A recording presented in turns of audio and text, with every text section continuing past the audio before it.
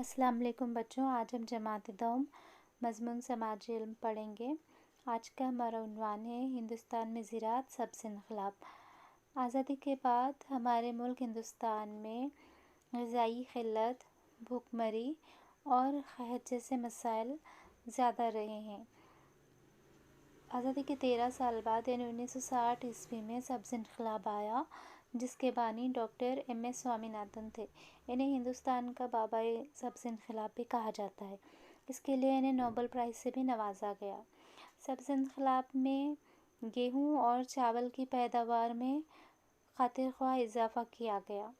ہندوستان کی شمالی ریاستیں جن میں پنجاب،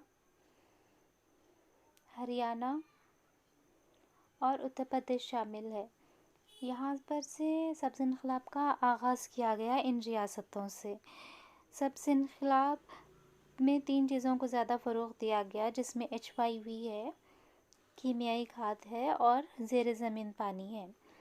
HYV یعنی کہ ہائی یلڈنگ ورائٹی، یہ بیج ہوتے ہیں جن میں اعلیٰ خصوصیات ہوتی ہے، پسندیدہ اوصاف ان میں ہوتے ہیں۔ ان کی وجہ سے جو فصل پیدا ہوتی ہے وہ فصل دوسری فصل کے مقابلے میں زیادہ بہتر ہوتی ہے۔ دوسرا ہے کیمیائی کھاد۔ فصل کو بیماریوں سے، کیڑوں اور حشرات سے بچانے کے لیے کیمیائی کھادوں کا زیادہ استعمال کیا جانے لگا۔ تیسرا ہے زیر زمین پانی، یعنی کہ آبپاشی کے لیے زیر زمین پانی کا استعمال کیا جانے لگا۔ بہت زیادہ تعداد میں بورویلز بنائے گئے اور آبپاشی کے لیے پانی فراہم کیا گیا۔ سبز انقلاب اپنے ساتھ ماحولیاتی مسائل بھی لے کر آیا، جن میں پہلا زیر زمین پانی کی سطح میں کمی ہے اور دوسرا ہے مٹی کی زرخیزی میں کمی۔ تو جب بارش ہوتی ہے تو پانی سطح زمین سے ہوتا ہوا سطح سمندر میں جاتا۔ کچھ پانی جو ہے نا زمین جذب کرتی، یہ زمین کی پرتوں میں جاتا، جمع ہو جاتا، اسے ہم زیر زمین پانی کہتے۔ اس زیر زمین پانی کو بورویل کے ذریعے زمین کی سطح پر لا کر استعمال کرے۔ سبز انقلاب میں یہ جو زیر زمین پانی ہوتا ہے یہ بہت محدود مقدار میں ہوتا ہے، سالوں میں یہ پانی اتنا جمع ہوتا زمین کے اندر۔ اگر ہم بہت زیادہ بورویلز بنا کے اس پانی کو استعمال کرنے لگیں گے تو یہ پانی کی سطح میں کمی ہونے لگتی۔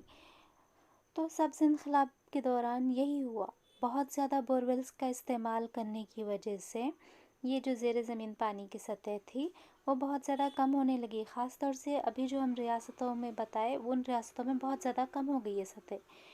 زمین کی زرخیزی میں کمی۔ تیسری چیز کیمیائی کھادوں کا جو استعمال ہوا بہت زیادہ، اس کی وجہ سے زمین کی جو زرخیزی رہتی وہ کم ہو گئی، وہاں جو فصل اگنا جو ہے نا کم ہو گئی، وہاں پر زمین بنجر ہونے لگی۔ تو زمین کی زرخیزی کسے کہتے ہیں؟ مٹی کے زرخیز ہونے کا مطلب یہ ہے کہ جڑوں کو موزوں مقدار میں پانی، معدنیات اور ہوا ملنا مٹی کے ذریعے، تو اس کو ہم زرخیز مٹی بولیں گے۔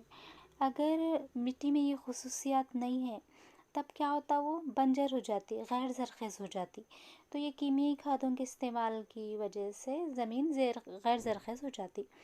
کیمیائی کھاد جو ہوتی وہ براہ راست یعنی سیدھے سیدھے پودے کو معدنیات فراہم کرتی، جبکہ نامیاتی کھاد جو ہوتی وہ مٹی کو زرخیز بناتی، مٹی کو نامیاتی معدنیات فراہم کرتی، جس کی وجہ سے مٹی زرخیز ہوتی۔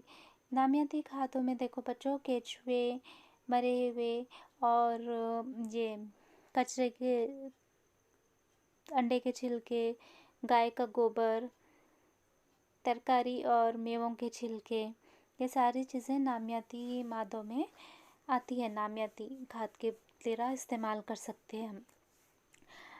تجربے سے بات ثابت ہوئی کہ جو غیر زرخیز زمین رہتی نا وہ نامیاتی مادوں کے استعمال سے زرخیز ہوتی۔